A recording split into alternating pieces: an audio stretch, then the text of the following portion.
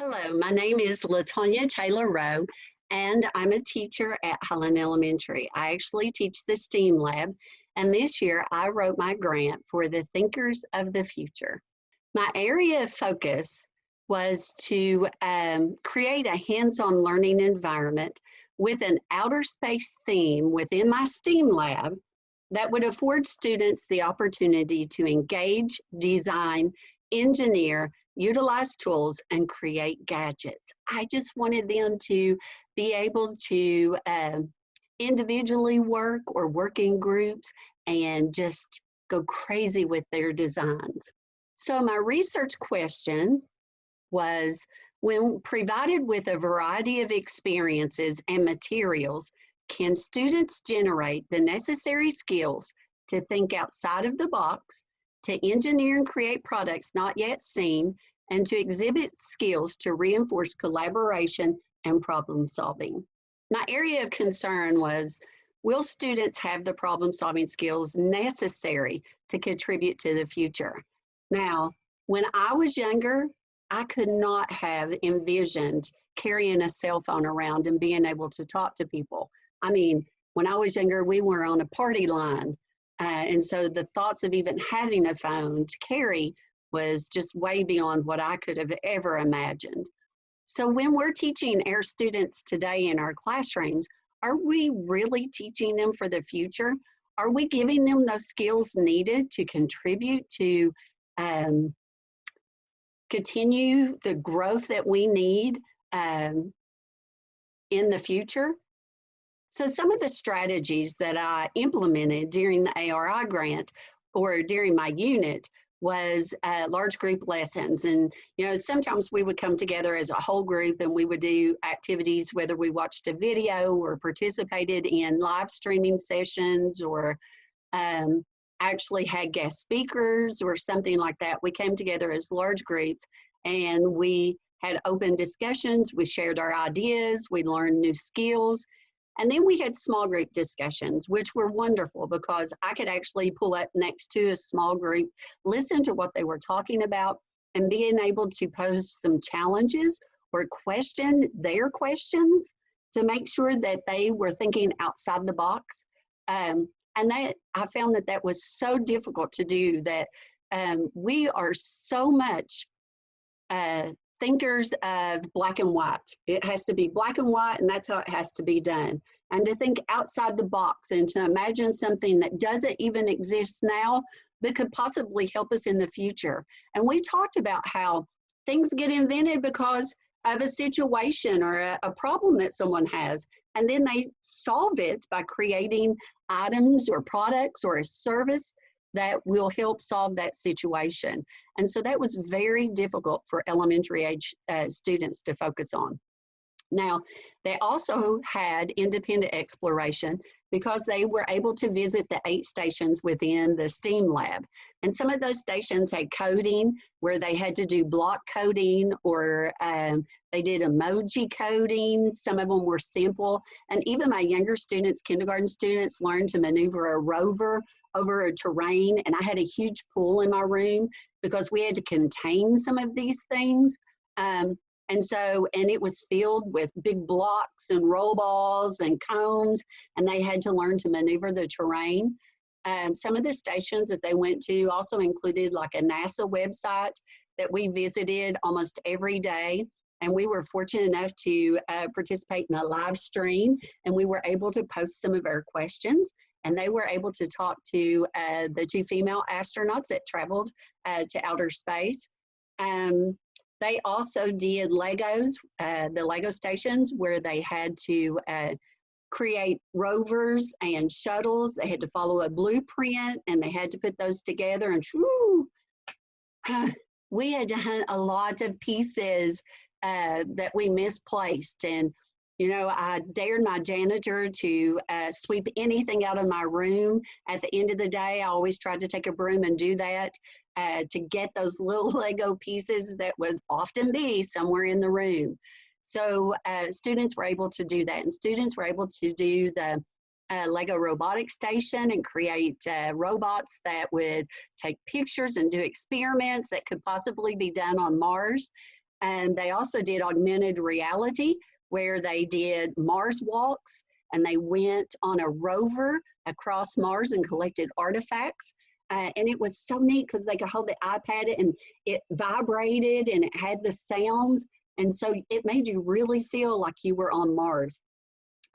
We also traveled, some of the younger kids, with Cosmo in a space shuttle, and it took off, and the iPad would just vibrate as it shot up into the space and landed on the moon. And they also got to look at all the solar system. We used merge cubes. There were just a variety of augmented reality throughout the whole space STEAM lab. There would be the planet cards, each planet that would be laid out, and the students could scan them, and you know, up would pop the planet, and they could maneuver it. They could take it apart and look at the core. We had a station where they worked open and closed circuits, and that was a station that was a little difficult at sometimes because children are very impatient. They want things immediate, and to have to follow through, and they think that they got this circuit fixed right. They put that last piece in and the fan doesn't work. And to tell them they need to go back through their circuits and trace back over, the frustration on their face. But, you know, one of our rules was you must do it on your own. You could not quit, you could not give up, and you had to continue. You had to keep working it until you got it done. And I'm very proud of my students for being so persistent, but that was a very difficult station for some of my kids. But there were just a variety of stations in the lab that they could do. We also were having Engineer Day, where the PTO was volunteering to help. And it was sort of an engineer parent night. And I had some people coming in. We were going to look at telescopes, and the students were actually going to get to shoot off their rockets that were purchased through Family Resource Center. And they would get to visit each station, and there were a lot of things that they could do at each station that was space related, and they had to think outside the box, and they had to manipulate items. But we did not get to have that day. It was actually scheduled for the Thursday, the week after we were actually shut down. So hopefully next year we'll be able to maybe open up with that at the beginning of the school year, because I have all my students back again. I have all 450 some of them. So this would be something that possibly we could open our school year with. Now, resources, like I said, the PTO was generous enough to be willing to help me with that. We also had a leadership day scheduled, and it's actually was scheduled for this next week on the 15th. Unfortunately that got canceled, but the STEAM lab was being featured as one of the things during the leadership day for our leader and me. And the students were going to showcase a lot of the things that they created and discuss some of the things that they had done. And that would have been a great time for me to assess how well my students had received a lot of the knowledge and stuff through this unit.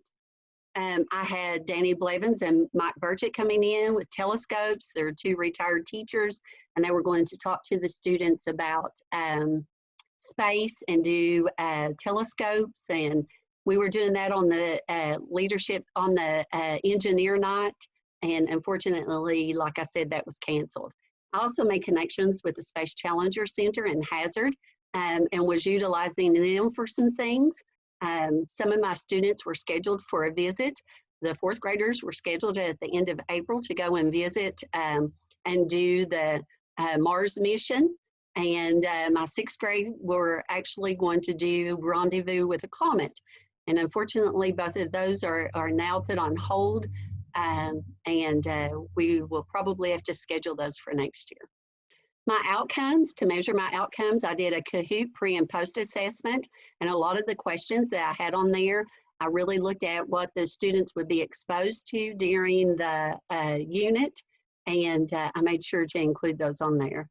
And then I had the STEAM lab engagement. I often monitored what they were learning, their ideas and their way of thinking, and really questioned them and posed them with some challenges to really get them to think outside the box.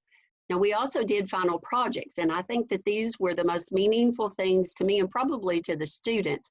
My K2 students or K3 students actually used their artistic abilities, and they created space shuttles and astronauts and planets and all kinds of things. And they actually did a writing piece of the things that they learned. And that is going to be included in their writing portfolio at the end of the year. Now, my 4th through 6th grade were actually asked to come up with a product or service that would help continue the colonization of another planet. And obviously, we selected Mars since that it looks like that's going to be the next planet that we colonize. And so the students had to get really creative and think about what would you need up there and the resources you would have. And they had to really think about the environment, and they had to think outside the box because, you know, the things that work on Earth are not necessarily going to work up there, and we can't ship that up there. We've got to be able to utilize what we have up there, our means that we have. And so the kids got very creative. I had hydroponic greenhouses. I had domes for habitations. And these domes, they provided oxygen. They had full gardens inside the domes. And trees to help provide some of that oxygen that they were talking about. Kids created some of the neatest shoes with tracking devices, GPS systems. I had students that created all kinds of communication systems and also foods. And they actually made these foods. They called them Mars rocks. And some other things that they had. The kids come up with recipes. They brought these in. They shared them with the kids on their share day. It was really wonderful to see. Now, my evidence you can see on here, and I'll move over just a little bit so that you can see some of the pictures. My kids actually did the 8 stations, and you can see a few of the stations in the pictures. You can also see a couple of the kids' writings that they did that's hanging on the wall. And then in the corner, you could see some of the projects that the kids actually created. Now, they had to create a storefront for their product and for their service, and you can see some of them have those. Now, I'm going to play a video for you, and it kind of showcases everything that went on during this unit. And really, I didn't need to speak. You could have just watched this video. So I hope that you enjoy, and let me share my sound so that you'll be able to hear. This was truly an experience that my kids will never forget. And one of the other things that I can say about this, we were actually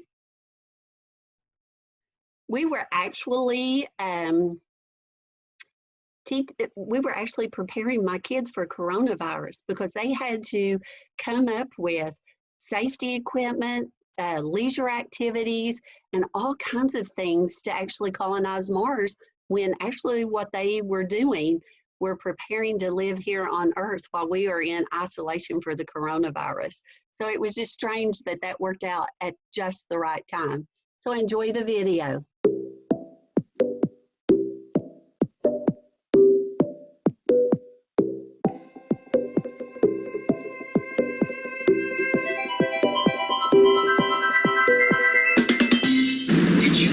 Stars are so far away in space that you can't see them from Earth. Why don't we go to space and try to see some more? See that orange button? It is mostly covered with water, which is why we call it the blue planet. The Earth.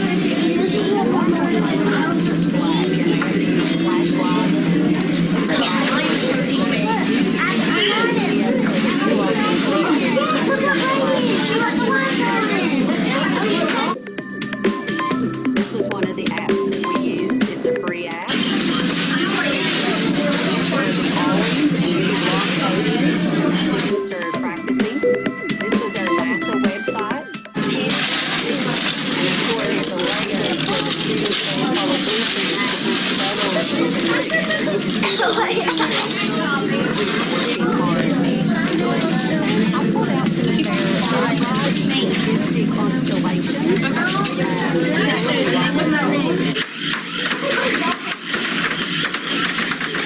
We figured out the coding for the ollies. I found a thing in me, Bubba. So do I go this way? Wait, where do I go to do this? You have to go to their settings up there. During the pinhole box, the kids actually looked for the items in the pinhole boxes in the book and tried to research more about them. This was some of the Lego robotics and creating those final projects.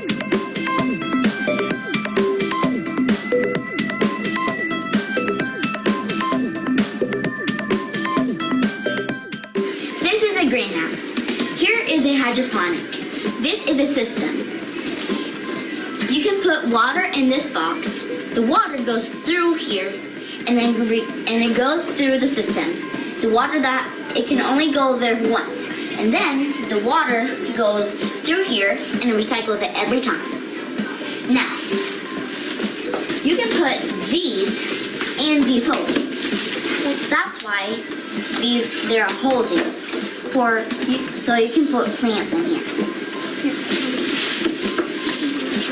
And this is our storefront. You can only get it for $40. So come on down to Main Street in Greenwood, Kentucky. Some of the foods. The chalupas were really good. Some of the kids did chalupas, and those were awesome to eat too. Let me stop this. So there were a lot of things that the kids did, and honestly, they learned a whole lot, and they started thinking outside the box and really using their knowledge. And so this is definitely a unit that we'll be doing again next year because of the group or the age of the kids, and they move to different grades. They'll do different activities next year, although it'll hold the same theme. And I'll have to get really creative with some of the ending products and things that I want them to do, the ending projects. So I hope that you've enjoyed. If you have any questions, feel free to reach out to me. Like I said, my name's Latonya Rowe, and I teach at Highland Elementary in Johnson County. I would be happy to share any of the information that I have or any of the activities that I've done. And I'm just thankful that I received the ARI grant and was able to purchase a lot of the equipment used in my room. So thank you very much.